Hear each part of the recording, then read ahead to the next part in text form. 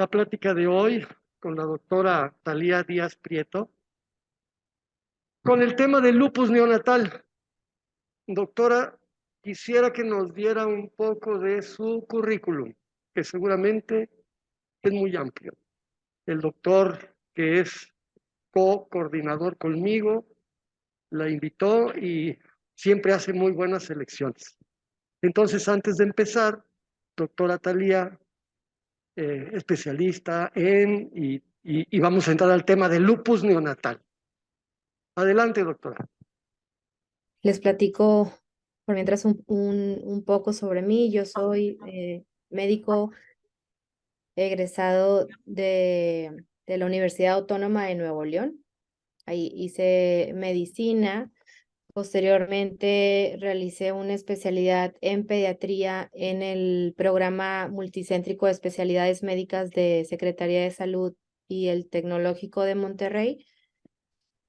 Al finalizar mi especialidad en pediatría, tuve la oportunidad de realizar la subespecialidad de reumatología pediátrica en el Hospital Infantil de México Federico Gómez, en donde estuve 2 años, y después de eso estuve en el Hospital del Niño Enfermo, se llama The Hospital for Sick Children, en Toronto, Canadá, que fue donde estuve teniendo más formación en el área específicamente tanto de lupus eritematoso neonatal como lupus eritematoso sistémico en niños, adolescentes y adultos jóvenes hasta los 24 años de edad.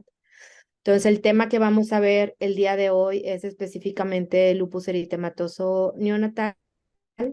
Y bueno, quiero que se sientan libres de hacerme cualquier pregunta en el transcurso de la plática, o si gustan esperar hasta finalizar esta, con todo gusto.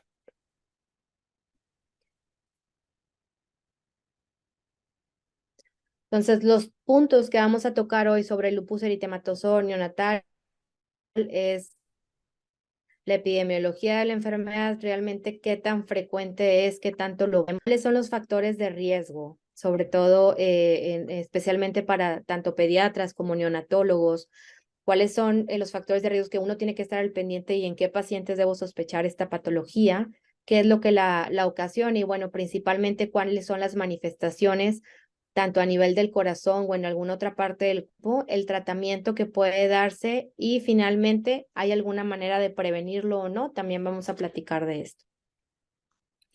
Entonces, los objetivos principales de esta plática van a ser que podamos identificar cuáles son las manifestaciones clínicas de lupus eritematoso neonatal, platicar sobre cuáles son las principales medidas terapéuticas que podemos ofrecer, cuándo sí se trata y cuándo no. Y finalmente, bueno, si ya tenemos algún paciente con lupus neonatal, ¿cuál es el pronóstico? ¿Cómo puedo responder las preguntas de los padres en la consulta? Entonces, iniciando, el lupus eritematoso neonatal es una patología que es por excelencia un trastorno autoinmune adquirido, es decir, tanto los anticuerpos principalmente anti-Ro o anti-La y algunas veces los anticuerpos anti-RNP pasan a través de la placenta y pueden desencadenar lupus neonatal en el bebé.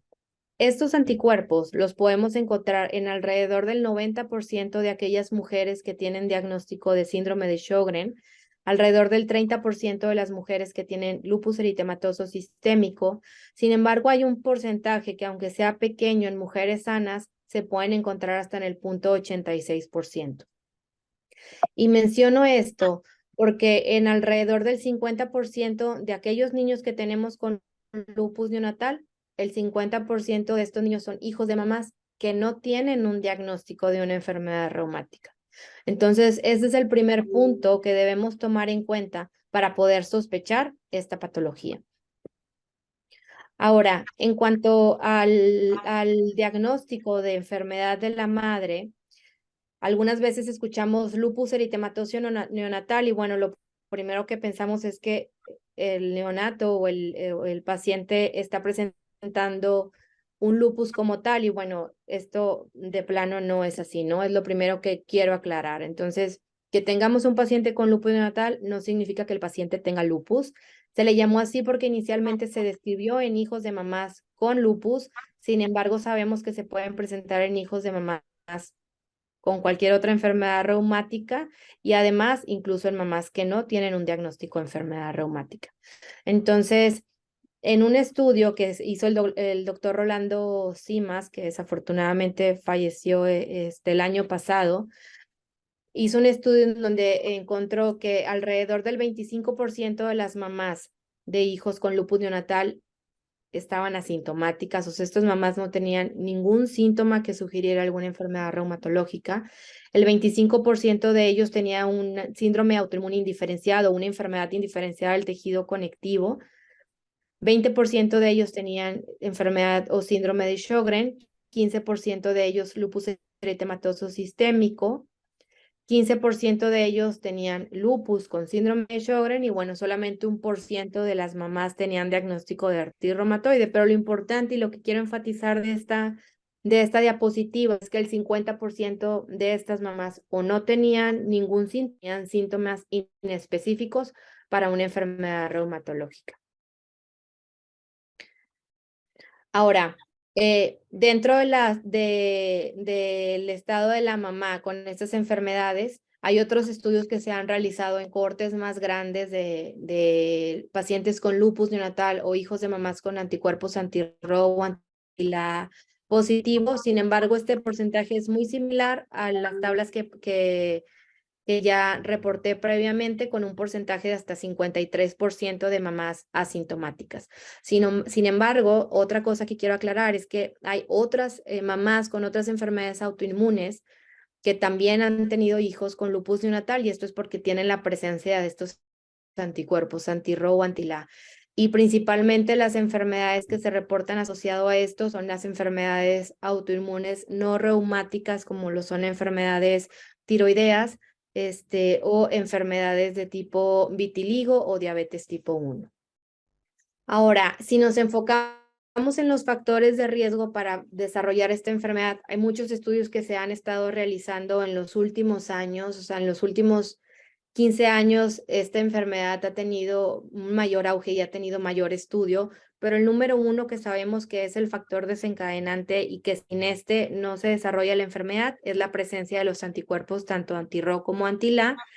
Puede existir la enfermedad de base de la mamá, o sea, el estado de salud materno sí juega un papel importante.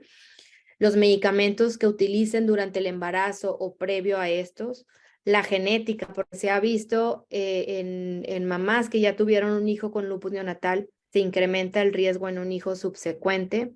El grupo étnico se ha también descrito como posible factor de riesgo para que haya un pronóstico no tan bueno, sobre todo en pacientes hispanos o en pacientes con grupo étnico afroamericano. Y recientemente se han hecho muchos estudios sobre la alteración de la microbiota y su relación para el desarrollo del lupus neonatal. Entonces, los principales factores de riesgo que se han descrito, este es un estudio por el doctor Edgar Yegui, que es parte del equipo de lupus neonatal del Hospital de SickKids. Y en este estudio lo que ellos encontraron es que aquellas mamás que tenían anticuerpos anti-RO o anti-LA positivo no era solamente el único factor de riesgo. O sea, cuando ellos agarraron a toda la población, pudieron estratificar los valores de los anticuerpos anti-RO si estuvieran en un título positivo alto o bajo. Y esto es algo que aplica solamente en la corte que tenemos en el Hospital de SickKids, porque se ha podido realizar estos anticuerpos siempre con la misma metodología, que es algo que a veces es difícil de tenerlo en México para poder hacer estudios tan grandes.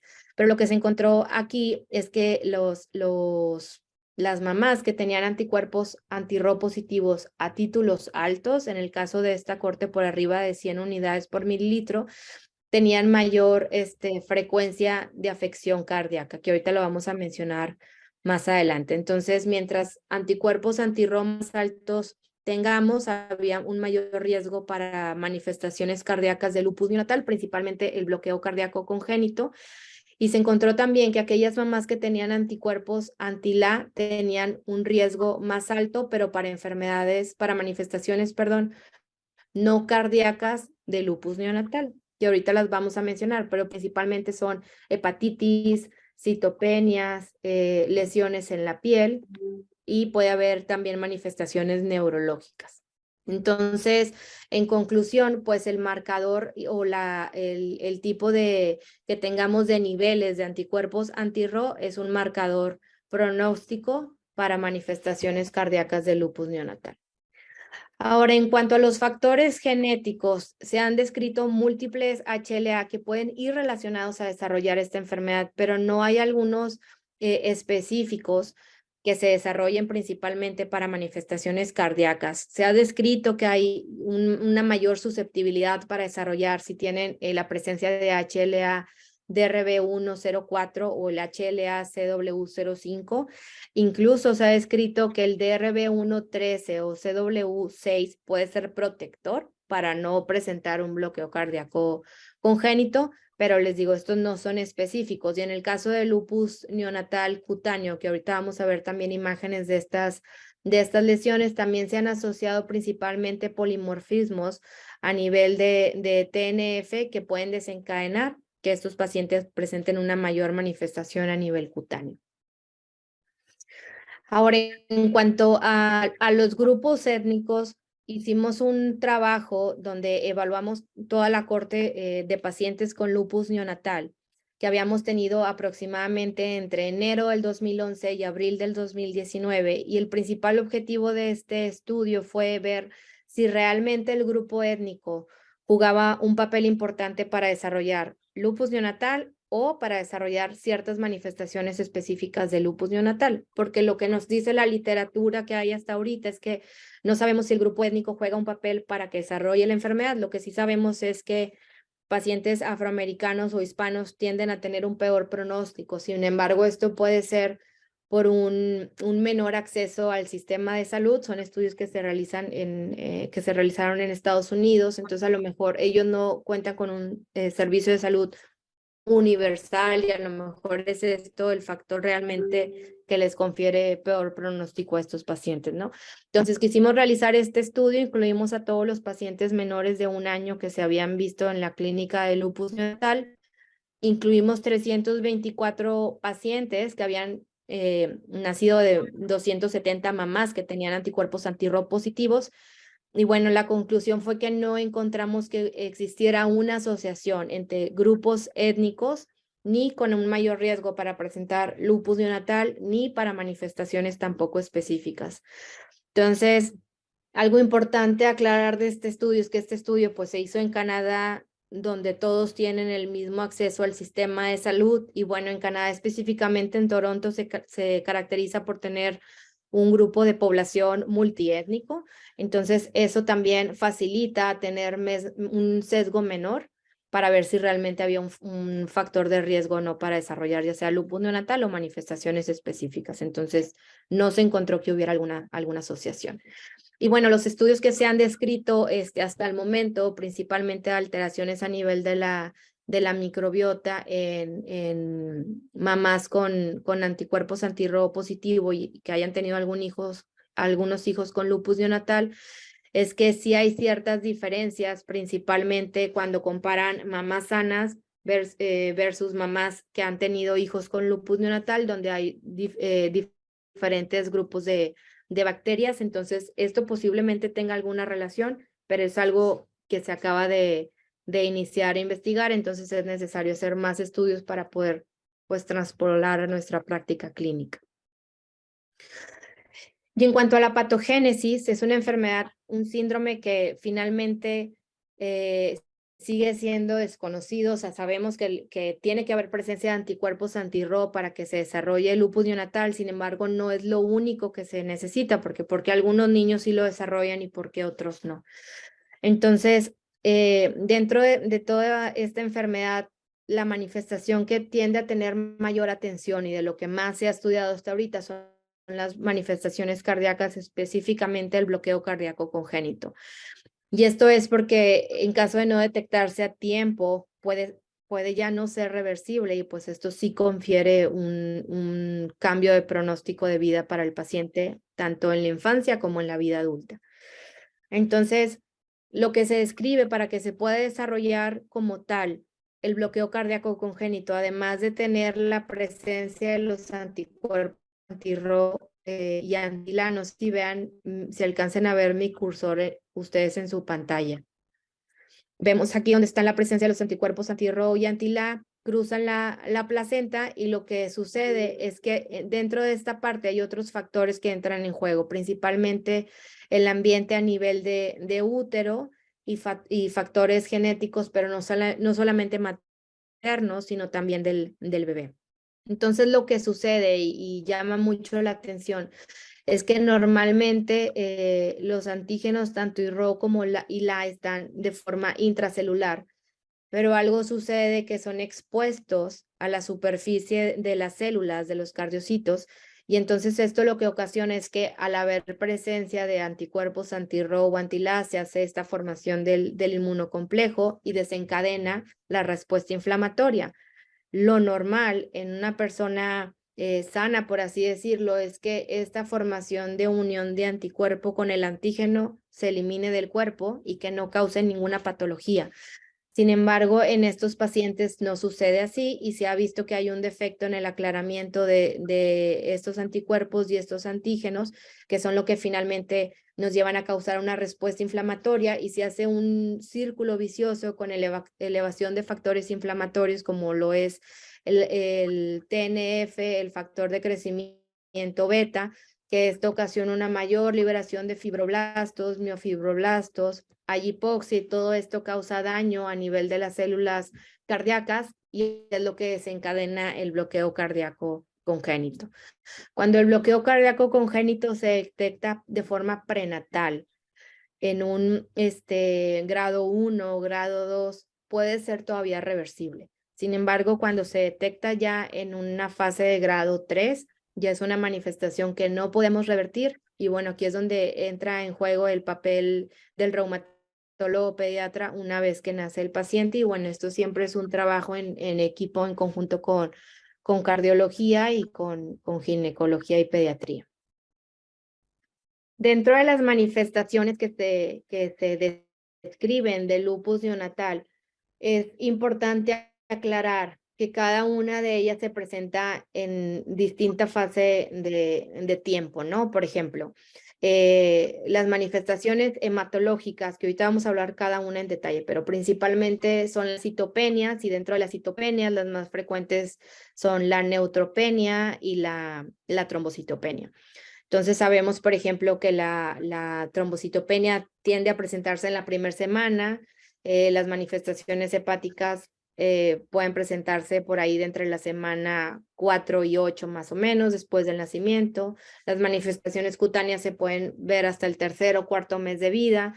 Entonces, para nosotros poder describir realmente la prevalencia de estas manifestaciones, es importante que estos pacientes tengan un seguimiento de forma prospectiva y desde el inicio, ¿no? O sea, desde el nacimiento, que es algo que se hace en la clínica de lupus neonatal del SickKids. Los pacientes nacen, se hace el abordaje de los estudios de laboratorio en el nacimiento, porque todos ellos son seguidos de forma prenatal por el equipo también de cardiología de SickKids. Entonces se toman los estudios de sangre al nacer y posteriormente se refieren a la consulta de lupus neonatal, que es donde los vemos a partir de entre las 4 y las 6 semanas, es la primera visita.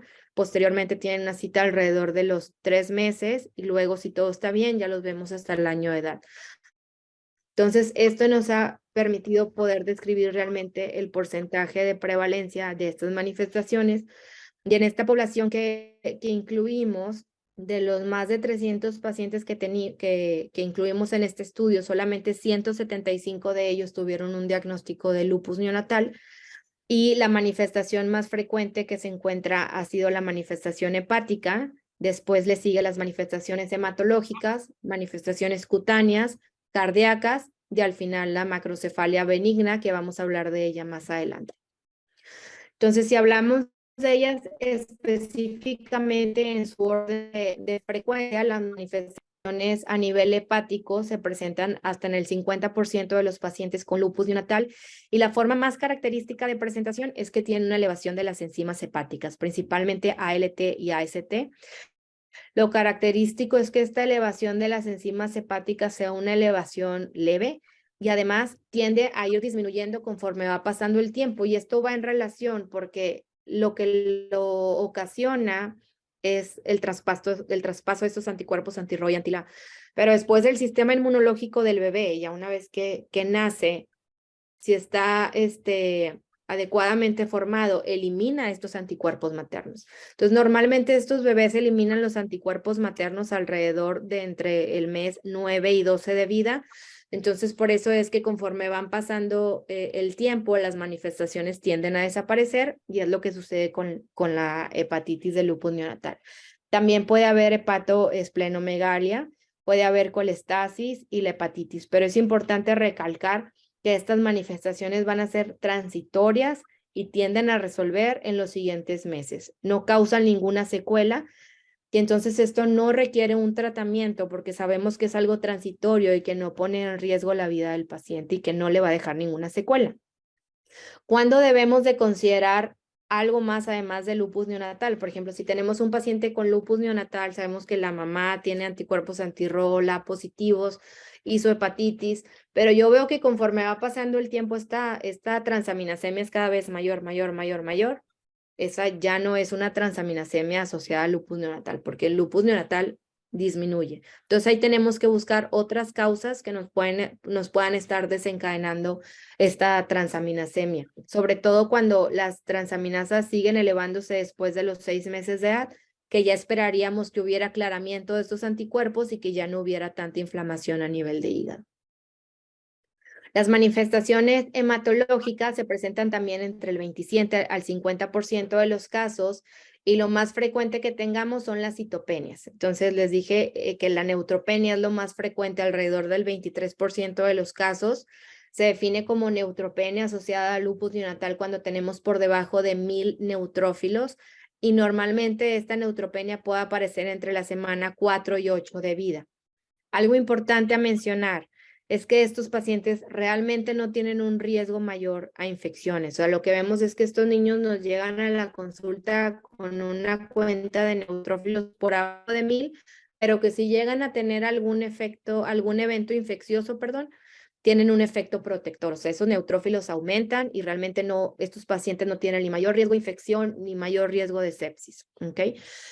Y en el caso de la trombocitopenia se presenta en un porcentaje similar a la neutropenia, hasta en 22% de los casos, pero esta trombocitopenia normalmente aparece en la primera semana de vida.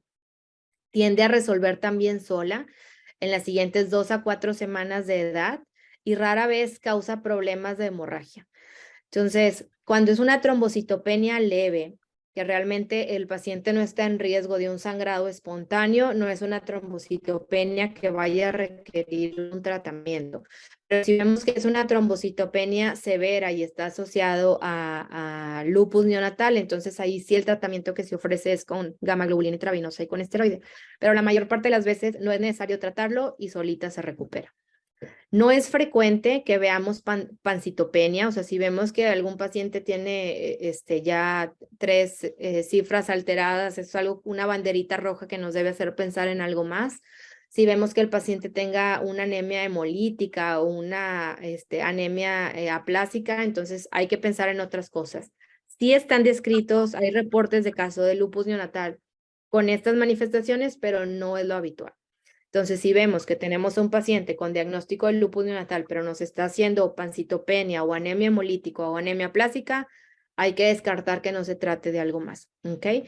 Sobre todo si vemos que el paciente está presentando sangrado, que el paciente con neutropenias realmente está en sepsis, bueno, esto no es un comportamiento habitual de un lupus neonatal y tenemos que buscar otras causas. Las manifestaciones cutáneas, que son las que casi siempre conocemos o nos dicen lupus neonatal y es lo primero que viene a nuestra mente, se presentan hasta en el 25% de los casos y estas manifestaciones se asocian principalmente a la presencia de anticuerpos anti-RO y anti-LA, como las demás que hemos mencionado, pero hay hijos de mamás con lupus neonatal que tienen la presencia de anticuerpos anti-RNP positivo nada más, o sea, ellos no tienen ni anti-RO ni anti-LA, y se ha encontrado que aquellos hijos de mamás con anticuerpos anti-RNP positivos tienen también riesgo para desarrollar lupus neonatal, pero específicamente manifestaciones cutáneas. Entonces, El lupus neonatal cutáneo puede aparecer muy sutil, tal vez pueda pasar desapercibido o se pueda confundir con algo más. A veces lo confunden con dermatitis seborreica o con infecciones por hongos. Tiende a ser fotosensible, o sea que se presenta más después de la exposición solar, pero lo podemos ver en cualquier parte del cuerpo. Los sitios más frecuentes donde podemos ver las lesiones es alrededor de los párpados, que se describe como un signo característico. Podemos ver también las lesiones en las manos, en los pies, incluso en la región palmoplantar y también en el área del pañal. Estos son los sitios más frecuentes, pero se pueden presentar en cualquier parte del cuerpo. Y el tipo característico de lesión que ahorita se las voy a enseñar son lesiones redondas que tienen todo el halo de la periferia eritematoso y un centro más blanquecino. Estas lesiones se pueden presentar desde el nacimiento, pero pueden presentarse hasta las 4 o 6 semanas de vida y pueden durar hasta la semana entre 17 y 18 de vida. Entonces, realmente comparado a las otras manifestaciones que hemos visto, pues el lupus neonatal en su manifestación cutánea tiene un mayor tiempo de presentación. Y bueno, ¿cuándo debemos considerar diagnósticos diferenciales? Cuando vemos que los pacientes ya han eliminado esos anticuerpos, o sea, si estas lesiones persisten y el paciente ya no tiene anti-RO, anti-LA o anti-RNP, entonces esto ya no es por lupus neonatal, ¿no? Tenemos que pensar otras cosas y ver si es necesario realizar biopsia o hacer estudios para descartar agentes infecciosos, etc. Entonces, estas son las imágenes características. Normalmente no se ve así de aparatoso como en estas imágenes, pero esto es lo que les explicaba ahorita. O sea, las lesiones características son anulares, que en el caso de reumatología lo asociamos con el lupus eritematoso cutáneo subagudo, que son este mismo tipo de lesiones anulares con un halo eritematoso y vemos que hay un centro más blanquecino. Entonces mencionamos que era más frecuente en el cráneo. A veces cuando los bebés tienen mucho cabello, pues tenemos que buscar intencionadamente estas lesiones. Se puede ver también mucho alrededor de los párpados, como vemos en estas 3 imágenes, y a esto se le llama como el signo del mapache. Y bueno, también recordar que el borde, además de estar eritematoso, se ve también elevado. Y las manifestaciones cardíacas, estas manifestaciones afortunadamente no son tan frecuentes como todas las demás. Estas manifestaciones se presentan hasta en el 13% de los pacientes con lupus neonatal y puede haber manifestaciones que sean solamente en la conducción, principalmente el bloqueo cardíaco congénito, ya sea de primero, segundo, tercer grado. Ahora que dijimos que cuando ya era tercer grado ya no es reversible. Y podemos tener otras manifestaciones como miocarditis, la fibrolastosis endocárdica o insuficiencia valvular.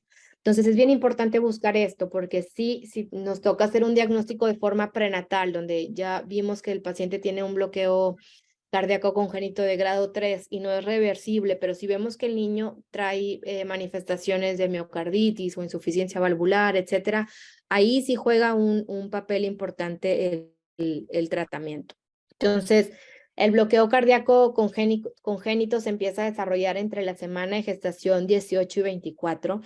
Entonces es importante que a toda mamá que tenga anticuerpos anti-RO o anti-LA o incluso anti-RNP sea referido a ginecología para que también lleven un seguimiento de ultrasonido o un ecocardiograma para asegurarnos que no haya desarrollo de alguna de estas manifestaciones. Existen protocolos descritos para el seguimiento que no es el objetivo de esta plática, pero si les interesa con mucho gusto les comparto la información. En el SickKids lo que se hace, por ejemplo, es que los pacientes empiezan a seguir entre la semana 16 y 18 con ecocardiogramas de forma semanal y se sigue semanal hasta las 24 semanas de gestación.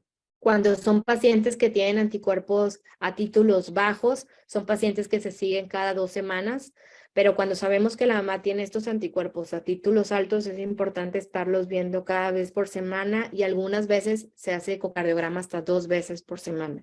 Y esto es para poder detectar a tiempo y en caso de ser posible administrar tratamiento y evitar que este bloqueo siga aumentando. El 90% de las veces que los pacientes hacen un bloqueo cardíaco congénito, es un bloqueo de tercer grado. Y si hablamos y decimos, bueno, del 100% de las mamás que tienen hijos con lupus neonatal, ¿qué porcentaje te hace un bloqueo cardíaco? Es nada más un 2%. Decimos, bueno, es un porcentaje realmente bajito, ¿no? Pero si esta misma mamá que ya tuvo un bebé con un bloqueo cardíaco congénito tiene un segundo bebé, este porcentaje se incrementa del 2% hasta el 20%. Entonces, esto aumenta muchísimo. Y aquí es donde entra mucho el juego, el seguimiento y el aconsejar a la familia durante la planeación, antes del embarazo, durante el embarazo y después. Entonces, vamos a hablar un poco sobre el tratamiento postnatal, o sea, si ya nace el bebé y vemos que, bueno, sí tiene un bloqueo de tercer grado, pero se le hace un ecocardiograma al nacer y vemos que, bueno, tiene un bloqueo de tercer grado, pero también tiene miocarditis, bueno, es un paciente que es candidato a recibir terapia. Y si nosotros vamos y nos ponemos a leer estudios que nos hablan sobre el pronóstico a largo plazo en estos pacientes con lupus neonatal y manifestaciones cardíacas, no tienen un pronóstico bueno, pero es porque estos estudios han sido en niños que anteriormente no recibían tratamiento ni con gamma globulina y esteroide. Entonces, cuando tienes un paciente con el bloqueo cardíaco congénito y además miocarditis, el pronóstico, por ejemplo, la tasa de mortalidad aumenta hasta un 30% y la probabilidad de que estos pacientes tengan en una vida adulta o adulto joven, sobre todo, algún infarto o alguna comorbilidad cardíaca es alta, ¿ok? Pero en aquellos pacientes que reciben el tratamiento en caso de manifestaciones cardíacas de no bloqueo, tienen un mejor pronóstico. Entonces, es bien importante que cuando nazca el bebé se le haga su abordaje completo. Si llega a tener manifestaciones de miocarditis o fibrolastosis endocárdica o insuficiencia valvular, el tratamiento va con gamma globulina y esteroide. La gamma globulina se usa a una dosis antiinflamatoria, que es a 2 gramos por kilo, y la metilprednisolona se utiliza a pulsos de 30 miligramos kilo día por 3 días y posteriormente se va haciendo un descenso del esteroide, pero el descenso se va haciendo a la par de los niveles de las troponinas. O sea, si vemos que realmente las troponinas van bajando, bueno, entonces seguimos haciendo el descenso. Es importante no hacer descenso sin ver troponinas, porque entonces puede que estemos quitando el medicamento y realmente el paciente todavía esté muy inflamado.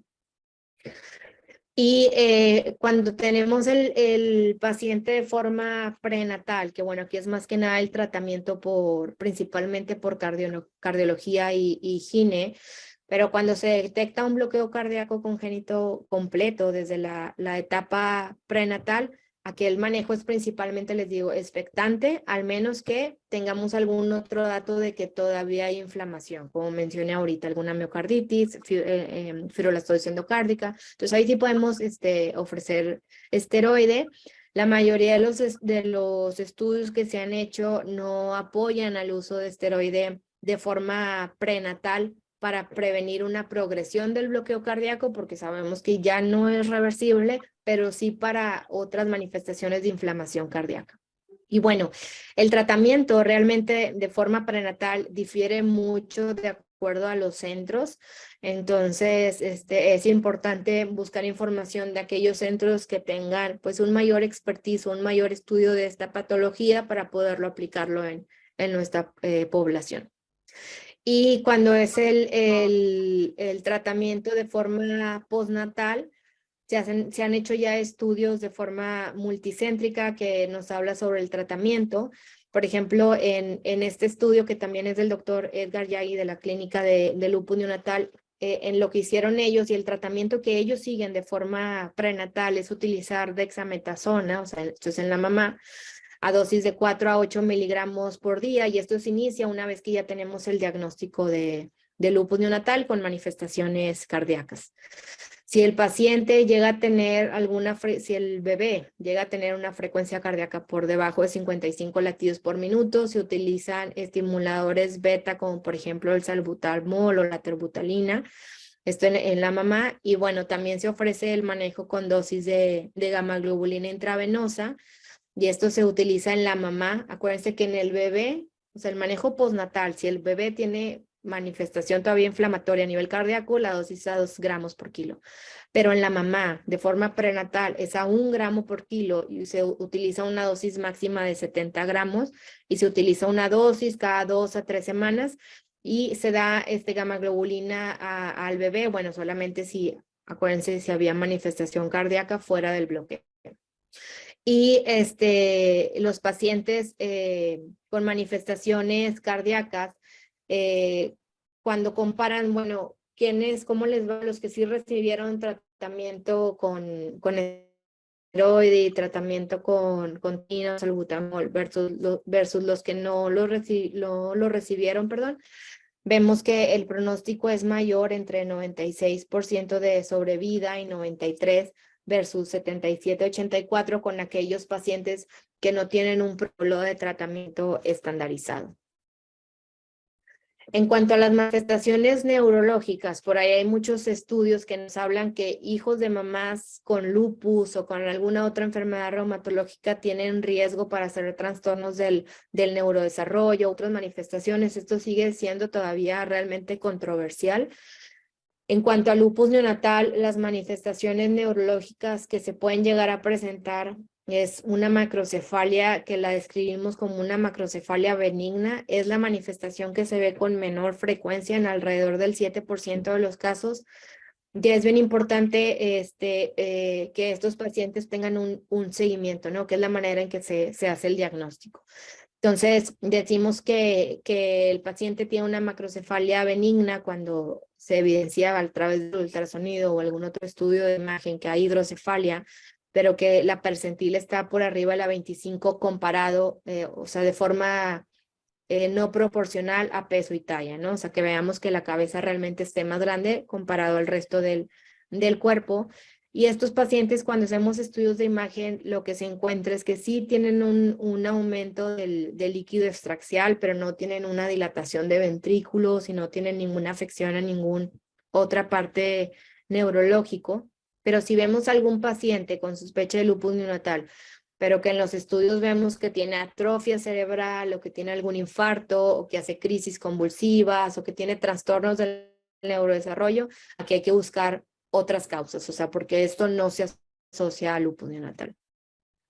Y entonces, a forma de resumen, tratamiento de las manifestaciones de lupus neonatal, en conclusión, las manifestaciones hepáticas son transitorias y se resuelven. Citopenias son transitorias y se resuelven. Las manifestaciones cutáneas también son transitorias.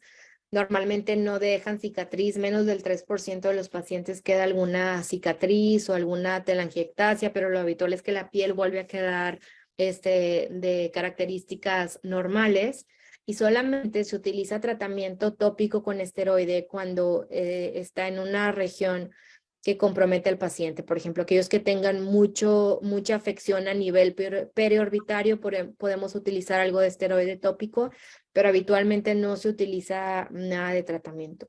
Y bueno, la macrocefalia no requiere un tratamiento específico, no está asociado a defectos neurológicos como tal, ni a trastornos del neurodesarrollo. Y es algo que se ha visto que conforme pasa el tiempo, estos niños tienden a regular tanto su percentil de perímetro cefálico, de talla y peso.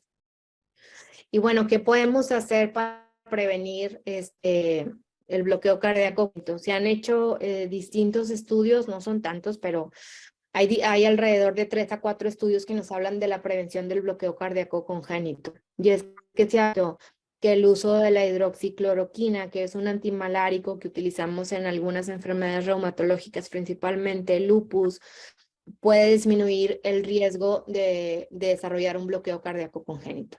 Entonces, esto es porque el medicamento de la hidroxicloroquina juega un papel muy importante en la inmunorregulación, o sea, no es un medicamento que se considera inmunosupresor, pero sí nos ayuda a regular la cuestión inflamatoria.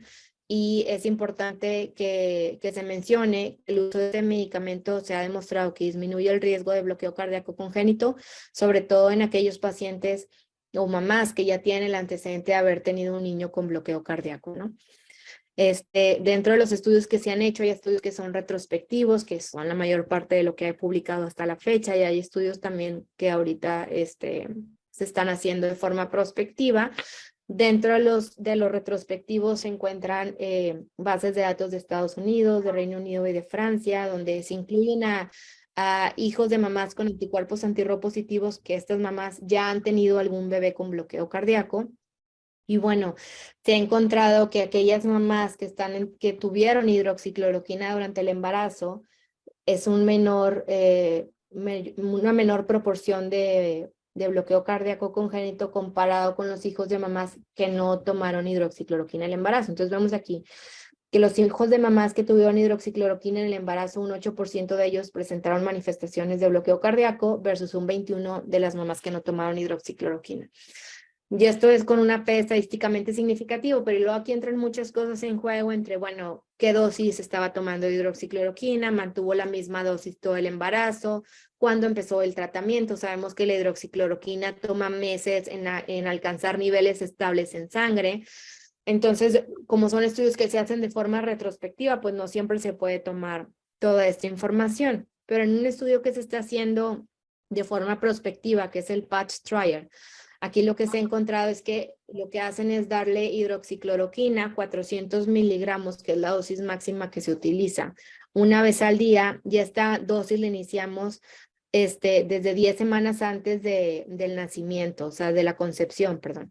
Y se ha encontrado que el porcentaje de niños que desarrollan un bloqueo cardíaco congénito completo en estas mamás es de un 7.5%, comparado con el 18% que está descrito, ¿no? O sea, lo que mencionamos ahorita es que el riesgo de una mamá con antirropositivos de tener un bebé con bloqueo cardíaco es del 2%, pero este porcentaje se incrementa en un segundo bebé en un 18 o un 20%. Pero en estas mamás que sí estuvieron tomando hidroxicloroquina, 400 miligramos diarios, se presentó solamente en un 7%. Entonces, una reducción bastante importante, y esto también con una P significativa de 0.02. Y bueno, entonces esto traduce que la hidroxicloroquina disminuye la recurrencia de un bloqueo cardíaco en un segundo hijo de mamá con anticuerpos antirropositivo en más del 50%. Ahora, la pregunta que más frecuentemente tenemos en la clínica de lupus neonatal es, bueno, mi bebé ya desarrolló lupus neonatal, o a lo mejor no tuvo manifestaciones de lupus neonatal, pero sí tiene los anticuerpos positivos. ¿Realmente mi bebé tiene un riesgo de tener alguna enfermedad en un futuro, o mi hijo va a desarrollar alguna enfermedad autoinmune? Entonces, hay estudios que se han hecho para estudiar el pronóstico a largo plazo en hijos de mamás con lupus o en hijos de mamás con otras enfermedades reumáticas como síndrome antifosfolípido o artritis reumatoide. Y bueno, lo que tenemos hasta ahorita es que la evidencia científica no es contundente, sigue siendo muy controversial. Hay estudios donde ven que no hay realmente un mayor riesgo para desarrollar enfermedades reumáticas. Hay otros estudios donde sí. Entonces, por ejemplo, este estudio es un estudio grande que se hizo en Canadá, en Montreal, donde tienen una cohorte de pacientes de hijos de mamás con lupus. Entonces ellos tienen alrededor de 719 pacientes, y estos pacientes los compararon con casi 8.500 controles. Y lo que hicieron es utilizar los códigos de CIE-10 y agarraron a todos aquellos pacientes que habían sido hijos de mamás con lupus, y agarraron todos los CIE-10 para ver cuántos sí habían tenido un diagnóstico de una enfermedad autoinmune, ya sea reumática o no reumática, y a todos aquellos que habían tenido enfermedad autoinmune que no sean hijos de mamás con lupus, ¿no? Y lo que se encontró es que los hijos de mamás con lupus sí tenían un mayor riesgo para enfermedades autoinmunes, pero las no reumáticas. O sea, aquí entra vitiligo, enfermedades tiroideas, diabetes tipo 1, y esto era un riesgo con un odds ratio de hasta 2.3, pero no se encontró que tuvieran un mayor riesgo para enfermedades autoinmunes reumáticas como lupus, artritis idiopática juvenil, vasculitis, Kawasaki, etc. Y hay estudios también que se han realizado para ver si los pacientes tienen algún riesgo de presentar trastornos del neurodesarrollo, y se ha encontrado que algunos hijos de mamás con lupus pueden tener alteración con problemas de aprendizaje, de memoria, y en este mismo grupo de investigación de Osler encontraron que los hijos de mamás con lupus tenían también un mayor riesgo para desarrollar autismo. Entonces, esto fue lo que nos llevó a investigar si realmente en los hijos de mamás con antirrobo antilá positivo tenían un mayor riesgo para enfermedad. Y lo que hicimos en este estudio fue incluir a todos los pacientes mayores de 1 año que se han dado de alta de la clínica de lupus neonatal, y nuestro objetivo fue buscar cuál era la prevalencia en estos pacientes, tanto de enfermedades alérgicas, del neurodesarrollo o enfermedades autoinmunes, ya sea reumáticas o no reumáticas, y todos en hijos de mamás con anticuerpos antirro positivos. Entonces, lo que hicimos fue diseñar un cuestionario en una base de datos que se utiliza muy frecuente en medicina, a lo mejor muchos de ustedes la conocen, se llama REDCap, y lo que hacemos es mandar este cuestionario de forma anual, 1 vez al año, que incluyen preguntas sobre cada una de estas enfermedades. Entonces, el objetivo de este estudio no es hacer diagnóstico, sino saber cuáles de estos niños ya tienen un diagnóstico de enfermedades tanto alérgicas, del neurodesarrollo o enfermedades autoinmunes. Entonces, en este estudio hasta la fecha hemos incluido 321 pacientes, donde este grupo de pacientes tiene una mediana de edad de 6 años. 50% de ellos han tenido lupus neonatal, el otro 50% no lo tuvo, pero todos son hijos de mamás con anticuerpos antirro positivos, y el 51% de estos pacientes son mujeres.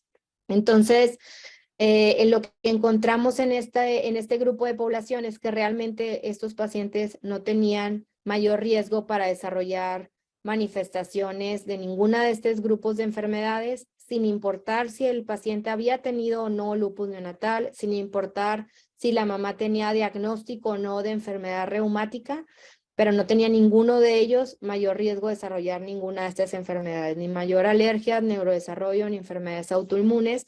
Esto comparado con lo que está descrito de forma basada en la literatura.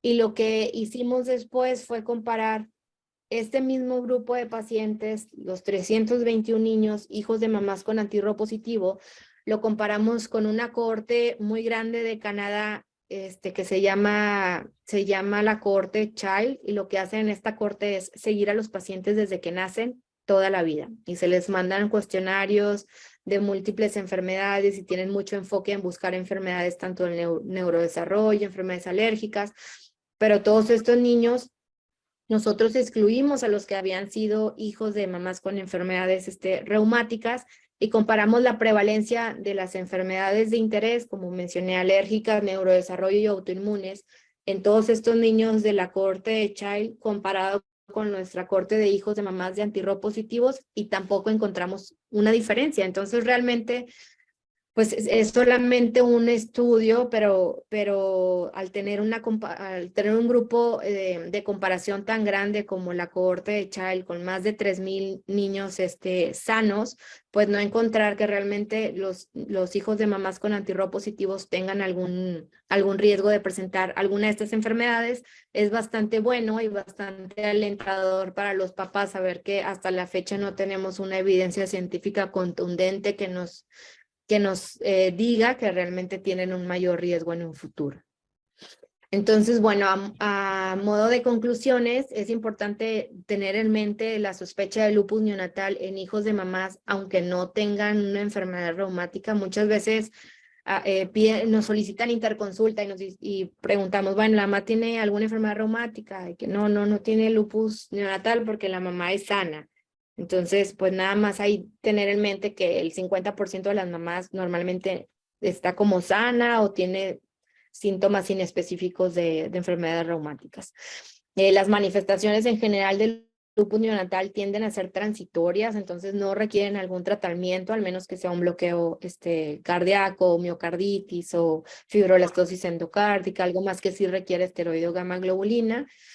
El tratamiento transplacentario, o sea, que se da de forma prenatal, puede ayudar, pero sigue siendo todavía controversial, ¿no? Hay más estudios que se están haciendo al respecto y es importante, pues, estar al pendiente de estos resultados.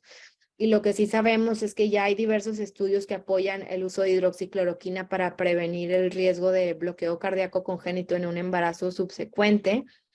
Y bueno, que hasta el momento no tenemos suficiente evidencia científica para decir que realmente los hijos de mamás con anticuerpos antirro positivos tengan mayor riesgo de desarrollar alguna enfermedad en el futuro.